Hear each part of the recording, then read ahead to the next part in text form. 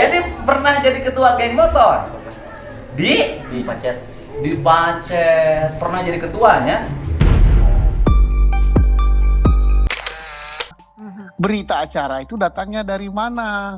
Ternyata berita acara itu bersumber, kalau saya baca bukunya, saya udah baca berita acaranya.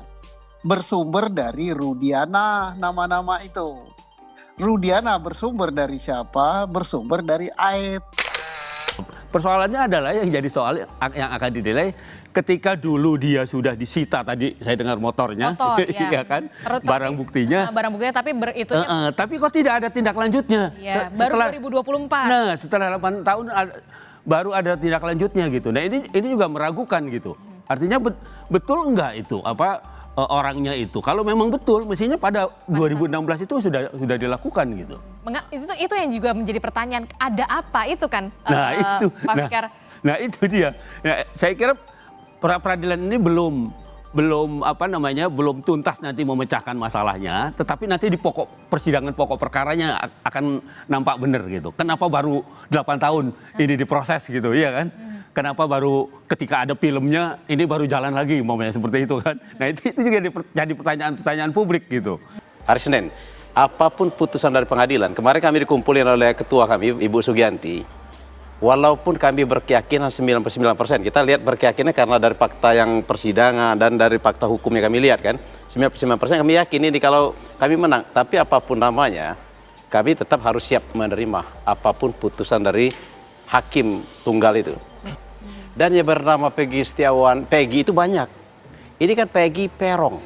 Dan saya mendapat informasi terakhir Mbak ya, sebenarnya makanya saya bilang, di sini kita pihak kepolisian harus jeli betul Mbak.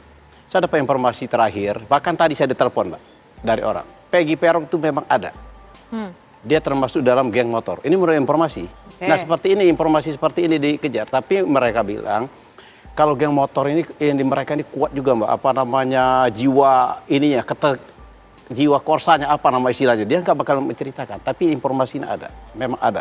Yang bernama yang namanya Peggy Perong. Tapi bukan klien kami, Peggy Setiawan. Medsos kembali digegerkan dengan adanya temuan video Peggy Cianjur yang mengaku pernah menjadi ketua geng motor. Video Peggy yang diunggah Kang Deddy menjadi salah satu informasi bahwa mungkinkah Peggy itu yang dicari selama ini. Marwan Mawardi, kuasa hukum Peggy juga mengatakan demikian, bahwa dia mendapatkan informasi bahwa Peggy Perong itu benar-benar ada. Publik kembali dipusingkan.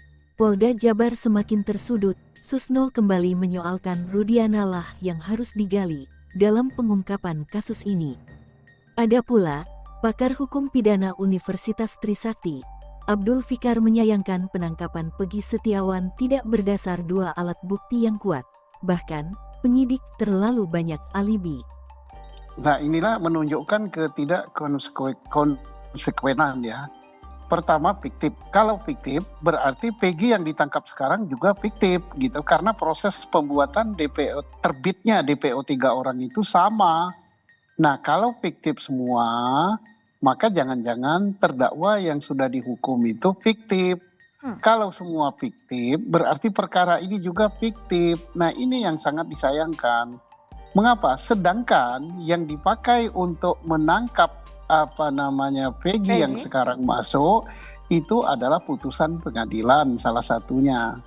Nah, kok putusan pengadilan di sini dipakai, kemudian untuk pihak itu difiktifkan.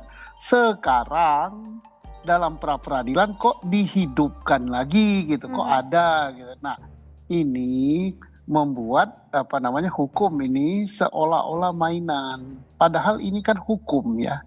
Untuk menghukum orang itu berdasarkan hukum acara dan hukum formil dan hukum material yang masih berlaku.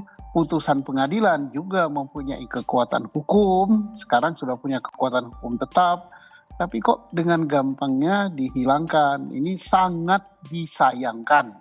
Karena DPO itu dibuat pertama orangnya harus ada benaran. Berdasarkan keterangan dari para saksi, keterangan dari tersangka lainnya, kalau ini dilakukan bersama-sama, setelah itu dicatat namanya, identitasnya siapa, tanggal lahirnya berapa, aliasnya berapa, anaknya siapa, artinya bapaknya siapa, rumus sidik jari yang bagaimana, pekerjaannya bagaimana, alamatnya bagaimana, ciri-cirinya bagaimana. Langsung didatangi ke alamat. 2 kali didatangi diberi panggilan. Itu semua tidak diindahkan baru dibuat DPO. Nah sekarang kok ujuk-ujuk DPO itu nggak bisa. Nah jadi saya nggak tahu apakah itu muncul dari hakim apa. Tapi nggak mungkin hakim munculkan. Pasti itu datangnya dari berita acara. Berita acara itu datangnya dari mana? Ternyata berita acara itu bersumber, kalau saya baca bukunya, saya udah baca berita acaranya. Bersumber dari Rudiana, nama-nama itu. Rudiana bersumber dari siapa? Bersumber dari Aib. Nah, kok didengar? Nah, anehnya Aib itu dan Rudiana tidak dihadirkan dalam pra-peradilan. Bukan, dalam pengadilan. Oh, yang 2016 pertama ya? Iya, tidak lahir. Padahal dia bukan orang yang mau meninggal, bukan orang yang karena kedudukannya sangat penting sehingga nggak mungkin dihadirkan di sidang. Maka itu aneh ya, hakim bisa menerima berita acara saksi itu di bawah sumpah, agak aneh. Mestinya nggak boleh. Baca dulu UHAP itu, yang boleh tidak hadir di sidang itu siapa saja. Bukan orang seperti Aib, seperti Rudiana gitu. Kok enak benar gitu. Anehnya oleh jaksa diterima. Dan super aneh lagi oleh hakim tingkat pengadilan negeri, tingkat pertama, tingkat banding, tingkat kasasi kok diterima. Padahal ancaman hukuman maksimalnya adalah hukuman mati. Oke. Dan nyatanya dia hukum seumur hidup. Tapi bukti saintifik nggak ada. Ini jadi apakah ini peradilan sesat atau tidak, saya tidak menuduh ya. Silakan publik menilai. Ada 2 alibi yang diajukan sebenarnya. Yang pertama alibi soal orangnya, Error impersonal. salah orang. Yang kedua alibi soal waktunya. Ya, artinya ketika peristiwa itu terjadi dia tidak pada tempat kejadian gitu, tapi dia ada di tempat lain gitu. Nah, ini kan argumen ini kan juga harus didukung oleh alat bukti. Nah, demikian juga dari pihak termohon umpamanya, ketika dia menetapkan gitu ya,